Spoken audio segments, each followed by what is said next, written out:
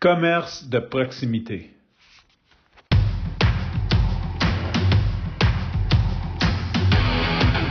Il aime le code. Il faut que la communication soit codée, mais de façon claire et transparente. La rigidité, c'est pas pour nous. Mon nom est Francis Parent-Valquette et vous écoutez le Sandro Show. Mais le plus important, c'est qu'il est bélier.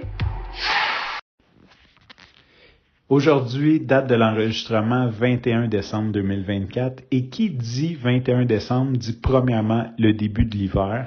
Aujourd'hui, je dois admettre que c'est assez crisp, comme dirait mon ami Gérardo, comme température. C'est assez froid.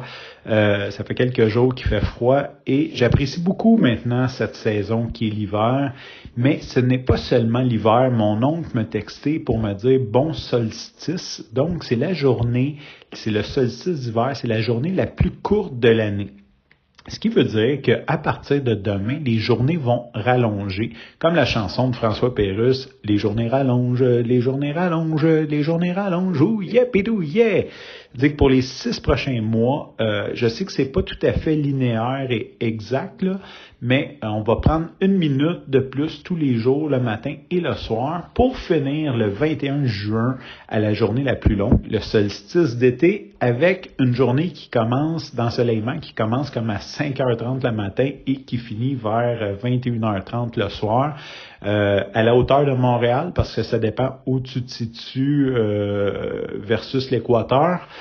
Bon, là, on partira pas d'un cours de géo et d'astronomie là-dessus, mais à Montréal, c'est environ la durée de la journée de 21. Donc, les journées rallongent à partir de demain. Très bonne nouvelle. Et on commence officiellement l'hiver. Donc, pour ceux qui aiment les sports d'hiver, qui aiment profiter de l'hiver, ben profitez-en. C'est très vite. Je sais que pour ceux qui aiment pas l'hiver, c'est comme fuck, c'est long. Mais quand tu y penses, ça va vraiment vite. La vraie hiver, c'est un hiver, donc le vrai hiver. J'ai dit la vraie hiver, mais le vrai hiver, c'est quand même très très court. Ça passe très rapidement. Je voulais te parler aujourd'hui de commerce de proximité, d'achat local. On peut faire un petit recap de ce qui s'est passé dans les 120 dernières années. Avant, généralement, tu sais, si on repart de quand même assez loin, je pense comme à l'époque de mes grands-parents, il y avait très peu d'achats. Hein? Je pense que tu fabriquais à peu près tout. Tu faisais ton savon avec le gras des animaux. Tout ce que tu avais était majoritairement fabriqué par toi, à l'exception de quelques trucs que tu allais acheter à un détaillant local, un commerce de proximité, un magasin général, tu allais acheter, bon, il y a des trucs, c'est de l'importation, comme mettons le thé, le café, mais j'imagine comme les clous, fallait que tu les achètes au forgeron, tu sais, tu forgeais pas tes clous toi-même, mais en général, la plupart des choses que tu avais, que tu consommais, étaient faites par toi, ce qui n'était pas très, très viable à la base, hein, on s'entend. C'est quand même très long être souverain et tout faire toi-même. Tu sais, faire ton pain le matin, là, c'est long de faire des toasts quand il faut que tu fasses lever ton pain avant. Faut que tu te lèves tôt un peu. Puis, avec le temps, il y a eu des commerces qui se sont développés, donc des gens qui ont pris une partie, ils ont dit hey, écoute, toi, t'es tanné de faire du pain, moi je vais être boulanger, tout ce que je vais faire, c'est je vais faire du pain à tous les jours. Puis tu auras juste à venir l'acheter. Fait que je vais te l'échanger contre de l'argent. Puis toi, vends d'autres choses, vends le lait que tu traites tes vaches, puis avec l'argent que tu fais tes vaches, tu viendras m'acheter ton pain. Puis tu sais, ça a commencé comme ça. Et ça l'a grossi. Et à un certain point, il y a des gens qui ont regardé ça de haut puis qui ont dit « Ouais, mais ça, c'est comme tout le monde est indépendant, il y a ci, il y a ça. » Et des gens très ambitieux qui ont décidé de partir des corporations, des standardisations. Si on prend, mettons, je sais pas n'importe quoi, comme les savons. Tu sais, on va prendre les savons, on va prendre Dove. Là. Je sais pas quand ça a parti, mais peu importe là, que ce soit le nom de la compagnie. Les autres, ils ont dit « OK, là, on va faire un produit pour tout le monde puis on va le vendre en masse. » Fait que ce qu'on va faire, c'est qu'on va faire une usine puis on va créer du savon à l'infini. On va créer des millions de barres de savon, puis on va les distribuer dans tous les petits commerces locaux. Puis après, les commerces locaux sont devenus de plus en plus gros et il a commencé à avoir des associations, des chaînes. Et c'est devenu un certain moment où il y a des gens qui ont créé des très grandes chaînes de magasins où tu as l'avantage de pouvoir rentrer là, c'est standardisé, les prix sont généralement les mêmes dans chacun. Il y a beaucoup de produits, beaucoup d'inventaire, beaucoup de choix. Donc, ce qui en fait un choix facile, agréable. Tu sais, quand tu vas dans une grande surface, ben tu peux acheter à peu près ce que tu veux, puis tu sais à peu près le prix que tu payes est relativement le prix du marché. Et ce qui a fait en sorte qu'il y a beaucoup de commerces locaux de petits commerces de proximité, qui étaient plus capables de compétitionner parce qu'il n'y avait pas l'effet de levier pour supporter, tu sais, dans le fond, pour compétitionner avec ces gens-là. Parce que c'est sûr qu'aujourd'hui, quand on prend un groupe, mettons, genre, on va partir dans les épiceries parce que c'est là-dedans que je veux m'en aller. Tu prends un groupe comme Sobeys, ben quand ils veulent des avocats, ils appellent l'importateur puis ils disent moi je veux 50 containers d'avocats cette semaine, je veux faire un spécial guacamole, à combien tu me les fais? Puis si le gars il le prix trop cher, il appelle l'autre importateur puis il dit ouais l'autre me l'a fait à 10 000 du container, tu me le fais à 8 000, je te les prends, je t'en prends 50. Donc ils ont un pouvoir d'achat qui est assez incroyable, qui permet de réduire les coûts et de, ultimement, puis là c'est pas toujours vrai, mais de repasser ce coût-là aux consommateurs en ayant une bonne marge de profit tout en baissant le prix final. Ce qui fait que pour beaucoup d'indépendants, c'est difficile de survivre. Mais on dirait qu'il y a eu comme un mouvement dans les années 2000 de retourner un petit peu plus au local. Tu sais, on comprend que oui, c'est bien beau, on a un deal quand on va chez Super C, mais tu sais, la qualité est pas toujours là, puis le service est vraiment mauvais, puis ultimement l'argent qu'on donne, je pense qu'on a comme commencé à prendre une conscience de quand je donne de l'argent à une très grosse corporation, c'est ultimement pour enrichir des gens, des investisseurs aussi, c'est public, les actionnaires, mais d'enrichir des grosses corporations qui vont pas nécessairement redistribuer ça de façon, je vais pas dire équitable, là, parce qu'il n'y a pas de question d'équitable, mais la redistribution de ce qu'ils font n'est pas nécessairement aide pas nécessairement les gens qui y travaillent ou ton voisin ou peu importe. Donc, généralement, ce qui se passe, c'est qu'il y a des gros profits. Ces gros profits-là sont investis à quelque part d'autre, puis on ne sait pas trop où, de façon à optimiser pour... et là, je suis pas... je peux avoir l'air d'un woke, là, ce ne sont que des faits, et je ferais sûrement pareil être à leur place, mais c'est optimisé pour payer le moins d'impôts possible, donc d'en redonner le moins possible à la collectivité, parce que comme ils sont gros, qu'ils sont capables de dealer, et qui ont les meilleurs comptables, les meilleurs fiscalistes, qui sont capables d'aller chercher toutes les déductions possibles, ben ça finit qu'ils contrôlent le marché. Donc, histoire courte, ne t'inquiète pas, je ne suis pas contre les grandes chaînes. Au contraire, ils ont leur place dans l'écosystème. Mais ce qui arrive, c'est que c'est ça, c'est difficile pour un petit de soit se lancer ou juste de rester en vie vu les contraintes qu'il y a, parce que lui, ben, il peut pas négocier avec l'importateur direct, il doit passer vers un distributeur qui lui doit faire son argent pour offrir son service à lui. Il n'y a pas de fiscaliste ultra sophistiqué, c'est probablement le comptable du coin de la rue.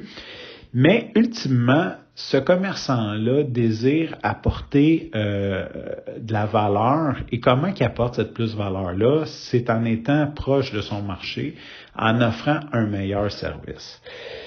Et pourquoi j'ai envie de te parler de ça? Pourquoi je délibère là-dessus aujourd'hui? Ben, c'est que j'avais des commissions à faire. Mon oncle s'en venait porter un cadeau à mes enfants. Fait que je voulais, puis j'avais besoin d'aller à l'épicerie parce que ben j'ai des enfants à nourrir, puis faut que j'y aille périodiquement. Assez périodiquement. On dirait que l'épicerie, c'est pas mal comme ma grosse sortie 2-3 fois par semaine. Tu sais, quand t'es jeune, tu sors au bar puis tu sors, mais moi, c'est comme l'épicerie, tu sais, puis ça coûte quasiment plus cher ça coûte plus cher que quand je sortais, quand j'étais jeune, il me semble, on sortait, quand on avait dépensé 150$ chaque dans la soirée, on avait eu une grosse soirée. Maintenant, quand je vais à l'épicerie puis que ça me coûte 150$, je suis comme, oh shit, j'ai été lean, je suis bon cette semaine, je suis bon, j'ai fait un deal. Fait que, Je vais aller à l'épicerie, mais comme je recevais mon oncle, je suis passé par la boulangerie. D'ailleurs, j'adore la boulangerie pas loin de chez nous. On dirait que, puis je voulais en faire un épisode là-dessus, c'est comme incroyable comment que le pain commercial est cher versus le pain artisanal. Je trouve que c'est comme démesuré de comme la différence de prix, dans le sens que c'est à peu près le même prix, mais comme la qualité comme totalement pas la même. T'sais. En tout cas, je ferai peut-être un épisode là-dessus, j'étais resté surpris. Donc, je devais arrêter à la boulangerie, puis à côté, il y a le Point de Rosée, qui est une petite épicerie près de chez moi que j'adore. En fait, c'est une petite épicerie / fruiterie bio. Ils ont plein de produits d'importation, des produits de France, des produits d'Italie. Ils ont de la farine. Tu sais, c'est comme une petite épicerie, il n'y a pas de viande fraîche, il y a de la charcuterie, il y a des trucs, mais c'est comme un dépanneur, c'est stéroïde, tu sais, parce que dans le fond, ils ont vraiment tout pour, tu sais, tu peux vraiment aller là puis genre te faire un repas là, tu sais, si tu veux pas de viande nécessairement là.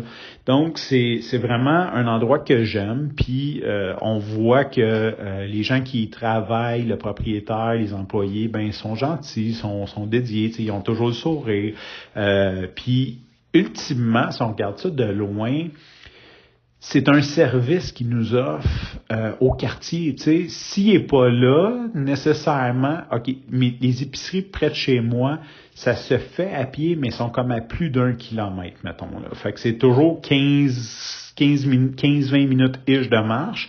Donc, nécessairement, si je suis pressé, il me manque quelque chose, je vais prendre l'automobile pour y aller, je vais devoir me stationner. Donc, tu sais, c'est le fun d'avoir cette petite épicerie-là qui est comme à 2 coins de rue de chez nous, vraiment comme 6-7 minutes de marche. J'arrive là, j'ai pris une marche, ça sent bon, il y a des beaux produits, les gens sont gentils. Ce qui fait que j'ai toujours envie de les encourager. Et pour les allergies de mon fils, un des pains qui est fiable, qu'on a confiance, c'est le gadois. Et le gadois se trouve pas partout parce qu'il y a un jour, puis là ça c'est un ragot que j'ai entendu, fait que je sais pas si c'est vrai, mais ça ferait du sens, comme dans les années 2018-2019, Sobeys, le groupe à qui appartient IGA, donc toutes les épiceries IGA, se sont chicanés avec un des distributeurs de pain, pas chicanés, mais malentendus, et ils ont tout simplement dit, nous, on ne tiendra plus vos produits. Ce qui fait qu'il y a plusieurs sortes de pain, dont le gadois, qui ne se retrouvent pas chez IGA ou toutes les épiceries détenues par Sobeys. Ce qui veut dire que si je veux avoir ce pain-là, ben je dois aller dans une autre chaîne d'épicerie. Donc là, ça me limite aussi en choix et en distance. Et mon épicerie locale le tient. Donc, c'est vraiment pratique d'aller là. Bien sûr, entre chez Maxi et l'épicerie locale, ben il y a une petite différence de prix. C'est pas énorme, sauf qu'à l'épicerie, quand je vais au Maxi, j'ai une famille, fait que c'est pratique. Je prends le paquet de 2 et là, il y a une grosse différence. Mettons comme un 3$, je prends 2 pains, il y a comme 3$ versus si je les prends chez ma petite épicerie. Donc, je m'en allais à l'épicerie, je t'arrêtais à la boulangerie, puis je disais, j'ai besoin de pain. Et j'ai dit, c'est pas grave, je m'en vais au Maxi, je vais pogner au Maxi, je vais payer moins cher. Puis après, je me suis dit, hey, je veux les encourager, tu sais, ils sont là, sont ici, ils m'offrent un service, je les aime. Fait que je suis rentré dans l'épicerie locale, même si je savais que j'allais payer un petit peu plus cher. Ultimement, j'allais aller au Maxi après, fait que ça changeait comme rien. Tu sais, dans le sens, c'est pas comme genre, cette fois-là, ça me dépannait. Je suis juste rentré dans l'énergie de... Je veux l'encourager, tu sais, je l'aime, moi, cette épicerie-là. Je suis rentré, et quand je suis rentré, le propriétaire était là. Je disais, hey, bonjour Mourad. Fait que là, il me disait, hey, bonjour Francis. Puis, tu sais, ça m'a comme pas réconforté, mais ça a fait comme, tu sais quoi, c'est vrai que j'ai pris la bonne décision de faire l'extra miles, de payer un petit extra pour venir l'encourager, parce que lui, il connaît mon nom. Tu sais, c'est niaiseux, mais c'est pas de se sentir important ou quoi que ce soit, mais, tu sais, c'est ça la vibe, right? Tu rentres là, cette personne-là connaît mon nom. Tu sais, chez Maxi, là, je veux dire, il y a personne qui connaît mon nom, puis tout le monde... Je pense pas qu'il y a jamais personne qui va me demander mon nom là, à part s'il y a un sondage à remplir, là. Tu sais, puis s'ils me demandent, ils vont me demander de l'écrire sur un papier et de le mettre dans la boîte. Fait que... J'ai trouvé ça cool. Surtout que cette épicerie-là, tu sais, j'y vais depuis que je reste ici, dans le fond, là, depuis 2 ans et demi-ish. J'y vais quand même, c'est un dépanneur, tu sais, j'y vais peut-être une fois par semaine, une fois par 10 jours, mettons, là, tu sais, qu'il me manque quelque chose, je vais faire mon tour, je vais chercher le pain, là. Puis, ça fait pas longtemps que j'ai comme vraiment pris le temps de parler avec le propriétaire, puis on sait pas, il m'a pas appelé si souvent que ça par mon nom, tu sais, fait que j'ai trouvé ça cool que de plus, il se rappelle de mon nom quand moi, c'est facile, c'est facile de me rappeler de Mourad. Premièrement, c'est un nom qui est peu commun. Et deuxièmement, j'ai juste son nom à retenir. Je veux dire, je vais pas dans 50 épiceries différentes, puis je dois retenir le nom des 50 marchands. Je vois juste là. Mais lui, il voit, je sais pas, pour pouvoir survivre une petite épicerie de même, c'est sûr, il faut qu'il y ait au moins 100-150 clients par jour pour que juste ça fasse du sens d'ouvrir, tu sais. Juste pour pouvoir payer un loyer, là. Fait que lui, il voit beaucoup de monde, puis il prend quand même le temps de s'intéresser aux gens qui font affaire avec lui. Fait que je dois faire un petit mot comme ça, puis peut-être penser à vos commerçants locaux. Je veux pas, je veux dire, je suis pas, j'ai pas de part là-dedans, mais tu sais, je pense que faire un compromis, tu sais, une fois de temps en temps, juste comme des fois lâcher le côté fichier Excel puis dire hey, si je dépense 3 piastres de plus par semaine sur mon pain à la fin de l'année, c'est 150 piastres, puis avec ça je pourrais me payer whatever what, puis tu sais juste dire hey, être d'une bonne vibe, puis encourager les gens qui ultimement apportent de la valeur en t'amenant un service de proximité. Fait que c'est un petit peu ce que je dois te partager aujourd'hui. Sur ce, je te remercie pour ton écoute. Je te dis à demain et